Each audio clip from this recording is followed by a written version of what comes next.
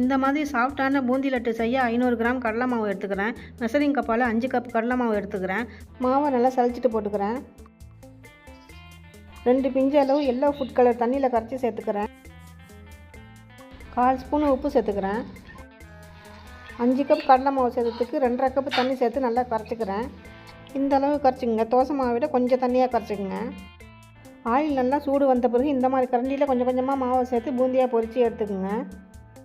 இந்த ஆயில் ஃபுல்லாக பூந்தி உளுந்த உடனே மாவு ஊற்றுறதை நிறுத்திடுங்க. மேலே திரும்ப திரும்ப போடாதீங்க.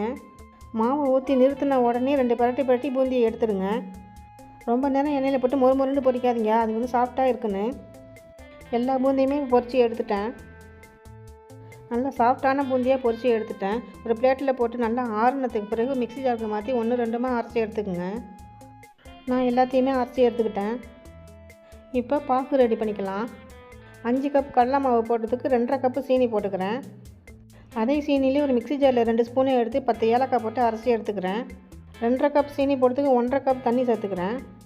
அடுப்பில் வச்சு கம்பி பதம் வர வரைக்கும் பாகு காய்ச்சி எடுத்துக்கலாம். 2 ஸ்பூன் பசு நெய் சேர்த்துக்கிறேன். லட்டு ரொம்ப வாசனையாக இருக்கும். ஒரு எண்ணெய் சட்டி அடுப்பில் வச்சு முந்திரி திராட்சை வறுத்து எடுக்கிறதுக்கு 3 ஸ்பூன் நெய் சேர்த்துக்கிறேன். 50 கிராம் முந்திரி 50 கிராம் திராட்சை சேர்த்து பொன்னிறமாக வறுத்து எடுத்துக்கிறேன். வறுத்து எடுத்த முந்திரி திராட்சையை பூந்தியோடு சேர்த்து நல்லா மிக்ஸ் பண்ணிக்கிறேன். கூடவே காய்ச்சி வச்ச பாகு சேர்த்து நல்லா மிக்ஸ் பண்ணிக்கலாம்.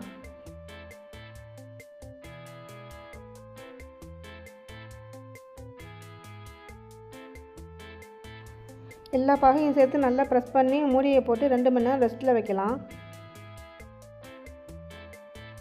2 மணி நேரம் ஆயிடுச்சு. திறந்து பார்க்கலாம். 2 மணி நேரத்துக்கு பிறகு பாகு எல்லாம் நல்லா ட்ரை ஆகி நல்லா லட்டு பிடிக்கிற அளவுக்கு வந்துடும். அந்தளவு ட்ரை ஆகலைன்னா அடுப்பை சிம்மில் வச்சு அடுப்பில் எடுத்து வச்சுங்க. லைட்டாக ப்ரெஸ் பண்ணி விடுங்க. கலர் மாறக்கூடாது.